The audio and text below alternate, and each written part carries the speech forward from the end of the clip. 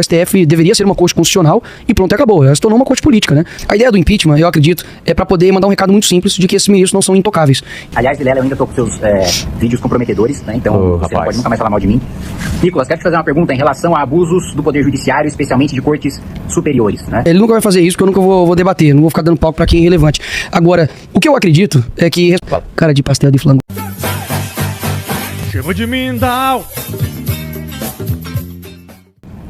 Nicolas, Vilela, tudo bem? Lene, todo mundo aí da Inteligência Limitada, japonês, que eu conheci recentemente. Aliás, Vilela, eu ainda tô com seus vídeos comprometedores, né? Então você não pode nunca mais falar mal de mim. Nicolas, quero te fazer uma pergunta em relação a abusos do Poder Judiciário, especialmente de cortes superiores, né?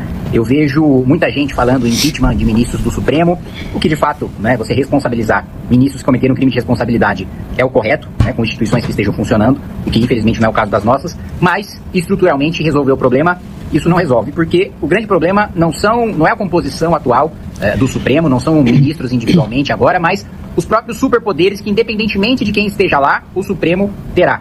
Por isso eu tenho como proposta, né, eu tenho uma PEC já do primeiro mandato para tirar, né, o Supremo Tribunal Federal do Poder Judiciário e ele ser uma corte constitucional autônoma, né, que não julga casos criminais, que portanto a gente estaria tirando o poder grande do Supremo, que é utilizado como objeto de barganha, né, para pressionar parlamentares. A gente tira o poder do Supremo de julgar pessoas, né, parlamentares, etc., e faz com que eles se tornem cortes constitucionais autônomas, né, como acontece nos países europeus. Queria saber a sua opinião em relação a isso, ou se você tem outra solução estrutural para esse assunto.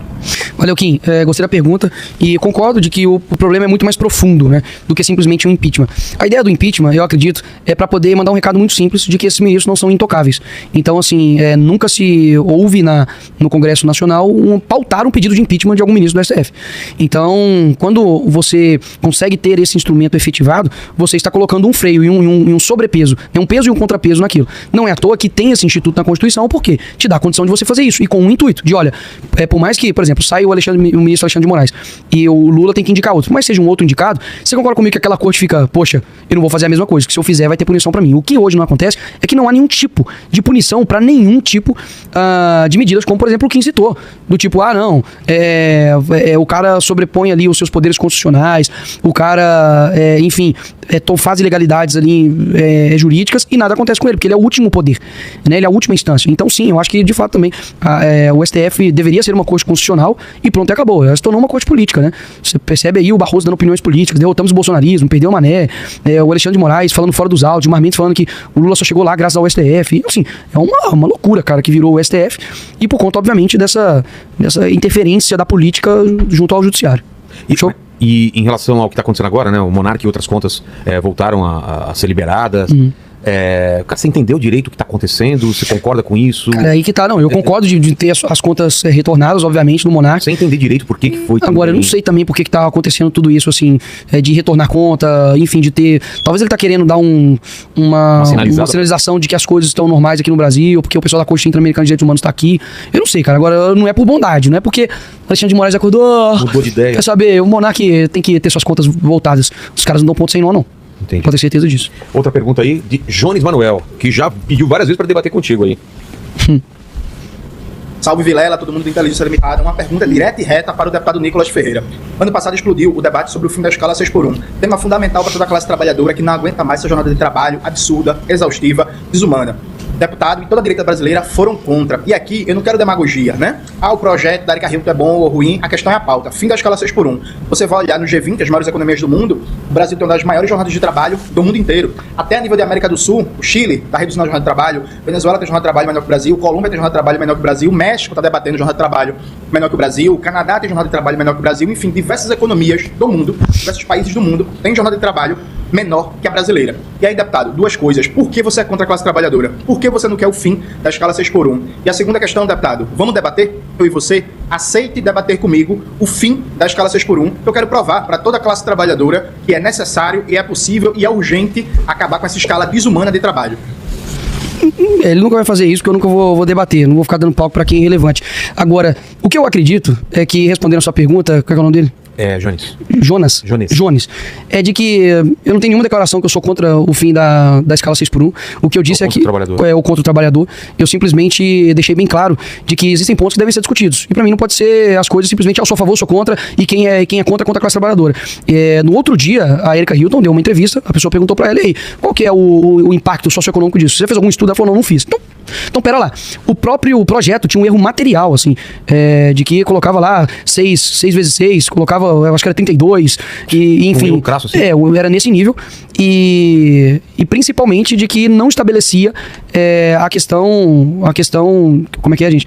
Não estabelecia principalmente essas questões mais prioritárias, que ela tá, como que isso vai funcionar? Como que de fato vai acontecer com outros setores, por exemplo, o setor da saúde, o setor, enfim, até mesmo do próprio comércio. E existem algumas consequências claras nisso. Tá bom, tudo bem então. Não vai ter 6x1. Tem duas opções aí para o empregador, né? Ou ele contrata uma outra pessoa para poder, enfim, trabalhar nos outros dias, ou ele vai, enfim, fazer demissão para poder trabalhar numa escala menor. Enfim, consequentemente, você vai ter uma redução ali do horário de funcionamento do estabelecimento. Então, existem consequências e era literalmente isso que estava acontecendo. Então, eles, obviamente, como sempre a esquerda faz, eles pegam uma coisa, quem é contra o trabalhador. Quem é a favor do Lula foi o cara que provavelmente ele votou, né? O Lula, o pai dos pobres, né? Que tem um patrimônio aí de quase 10 milhões, que tem aumentado, enfim, aí impostos, de que não tem nenhum tipo de responsabilidade fiscal alguma com o país, e a Janja gastando o seu dinheiro público. Agora, o problema sou eu. O problema sou eu que quero debater um projeto. Não é dessa forma. Eu vejo que a escala 6x1, ela sim, uma escala exaustiva, uma escala que precisa ser rediscutida. A escala, por exemplo, 5x2, né, que muitos trabalham, né, nessa escala. Vejo que é uma escala que, inclusive, dá dignidade à pessoa, que seja aí num domingo, numa igreja, ou até mesmo num sábado, poder ter um lazer. Enfim, a gente precisa administrar isso. Agora, é engraçado, né? Por que eles nunca fizeram isso nos governos anteriores? Por que eles nunca falaram, opa, gente, tá pesado aqui, a escala 6x1 é de agora? Quem instituiu isso? Então, assim, eu acho que é um tipo de debate muito desonesto, de picuinha, pra poder crescer e ganhar o coração das pessoas mais humildes, do tipo, quem não tá a favor disso é contra o trabalhador. É o que a esquerda sempre fez a vida inteira. Beleza, colocou o pai dos pobres lá na presidência. O que resultou pro nosso país? Então, assim, o problema sou eu, quero debater a coisa, e aí eles usam todo tipo de ataque exclusivo. O Nicolas não trabalha e tal. Cara, não me meça com a régua que você se mede, entendeu? Eu trabalho, mostro os frutos do meu trabalho. Não tenho, como eu te disse, né, uma falta ali em plenário, nos meus trabalhos, e os caras usam disso pra poder atacar você, atacar sua família, falar que você não trabalha, que, enfim, você tá explorando o trabalhador, que você tá contra o trabalhador. Eu acho, mais uma vez, de que precisa ser debatido. No outro dia, eu liguei pro Flávio Rossi, que é presidente da FIENG, que é na indústria a Federação da Indústria de Minas Gerais, pedi pra ele um impacto socioeconômico disso tudo. Ele falou, cara, isso aí não se sustenta, só se sustenta no mundo da lua desses caras, você tá me entendendo? E principalmente a escala dela não se tratava de escala 5x2, era 4x3. Era isso que eu tava querendo lembrar. Então, o projeto mesmo não deixava claro e instituía não o 5x2, por exemplo, que eu acredito que é uma medida mais equilibrada, mas colocava a questão de 4x3. Então, e vindo, por exemplo, de uma pessoa, as pessoas realmente estão preocupadas com você, com o trabalhador, cara, por que não tem todo esse empenho da esquerda em redução de carga tributária? Tudo bem, nós temos mesmo aí um tipo de escala de trabalho bem diferente dos outros demais países, principalmente relacionado aqui à América do Sul. Agora, e a nossa carga tributária? Ela é extremamente também diferente de outros países, ela é muito maior. E quando é igual, digamos assim, a carga tributária, o Estado ele te dá um retorno muito maior do que do Brasil. Eu não tinha problema nenhum em pagar o imposto da Suíça. Não tinha problema zero. Se eu tivesse o transporte da Suíça, público da Suíça, se eu tivesse enfim, a educação da Suíça, se eu tivesse segurança da Suíça. Agora, a gente paga imposto da Suíça com qualidade janja de serviço público. Então, isso precisa ser colocado tudo na conta. Então, do tanto que fizeram manifestação, foi pífio, deu meia dúzia de gato pingado. Esse mesmo aí que tá querendo, enfim, biscoito em cima de mim, não vai ter, eu não brigo pra baixo, teve não sei quantos mil votos pra vereador, enfim, os caras querem crescer, obviamente, em cima de mim, sabe que esse corte mesmo ele vai querer usar, correu, etc e tal, para pororó, e vai crescer em cima disso, é óbvio, tem eu que só vai crescer dessa forma. O que também não diz que as pessoas que eu não quero debater são pessoas que, enfim, eu acho que não valem, que não são inteligentes, não, pelo contrário, eu só não quero, me acho no direito, e se algum dia quiser chegar ao meu nível pra poder debater, você chega no meu nível, não sou eu que tenho que descer no seu. Mas tem alguém é simples assim. Você gostaria de debater? Cara, eu acho que hoje em dia, como eu te disse, eu acho que seria interessante um debate com o Felipe Neto. Mais uma vez, hoje, em termos de engajamento, principalmente no Instagram, de visibilidade, eu não vejo que... eu não vejo um cara assim que tem o mesmo quantidade de número de resultado que eu em rede social, entendeu? Eu realmente trabalhei muito pra poder ter um alcance, pra poder ter uma defesa das redes, que no caso é meu escudo, né, pra muita coisa. Mas óbvio, é inegável que o Felipe Neto tem uma relevância muito grande, e eu não subestimo isso, uma influência muito grande. Eu acho que seria um debate. Não sei, cara, outro nome assim que me vem à mente de tipo, não, esse cara eu gastaria tempo com Lula, debateria com Lula, com toda certeza. Enfim, eu acho que são nomes assim que eu acho que valeria a pena, sabe, eu falar e falar, não, eu acho que vale a discussão. Agora, ficar discutindo comigo que quer subir no meu trabalho chega no meu nível que a gente debate. Pô. Entendi. Manda, Kratos.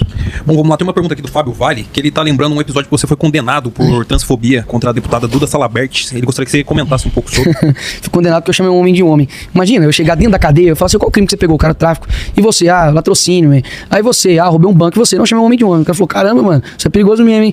É possível, porque é criminal, né? Agora, tem instâncias ainda, né? É possível ainda recorrer com relação a isso. E, enfim, é o que eu disse, né? É o grupo... O militância LGBT é o grupo mais intolerante que tem no mundo. Esquece, Pavanato também vai enfrentar também processo também, porque falou sobre os homens, enfim, biológicos, sentem mulheres, os caras não aceitam de forma alguma você falar alguma coisa. Agora, eles podem falar que todo padre é pedófilo, eles podem falar que todo pastor é ladrão, eles podem falar que eu sou nazista, podem falar que eu sou fascista. E quem defende isso, cara, vai por mim, uma hora a corda vai estourar pro seu lado. Porque ninguém acerta todo o tempo. Você que, por exemplo, tá falando aqui o dia inteiro, uma hora você pode dar uma escorregada, bicho. Claro. E aí? O que vai acontecer? Né? Todo mundo vai cair em cima, vai querer te cancelar, vai querer acabar com a tua vida, pô. Que isso, cara? E isso aí não foi um erro, isso é uma posição minha. E outra, o mais absurdo que eu tenho imunidade parlamentar, cara. Eu sou inviolável civil e penalmente por qualquer palavra, votos e opiniões que eu disser. Então, você pode ver, eu nunca vou levar ninguém no processo criminal porque, sei lá, o cara falou que não concorda com o que eu sigo. É a mesma coisa. Você não concorda com a Bíblia, não? Processo criminal em você. Ah, por que você foi pra cadeia? Não, porque o Nicolas me processou criminalmente porque eu não aceito a religião dele. Pô, cara, isso soa democrático? Não sou. Então, mais ou menos foi isso que aconteceu.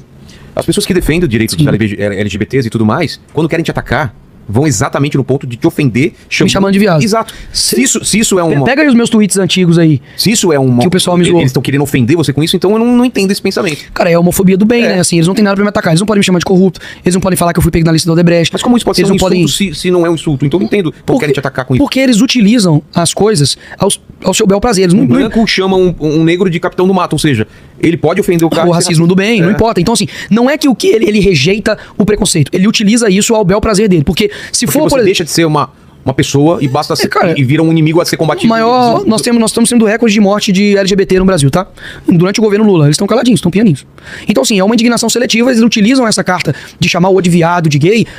Uma hora pode ser insulto e outra hora pode ser vítima. Então, assim, eles usam a carta que eles quiserem. Aí fica numa posição muito fácil, né? Quando eu quero atacar o Nicolas, eu ressuscito ali tweets dele de mongoloides, de adolescente.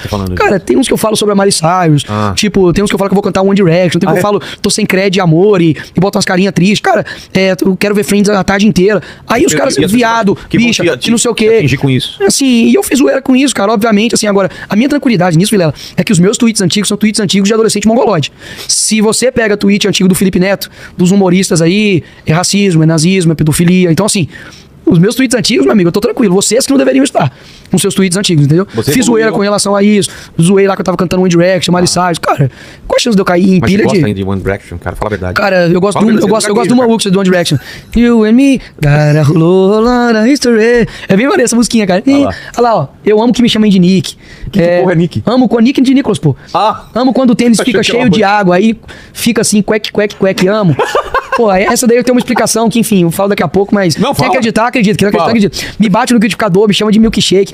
Nem, essa época aí, velho. Tá, o responsável por isso está aqui nesse estúdio. Mas não sou eu.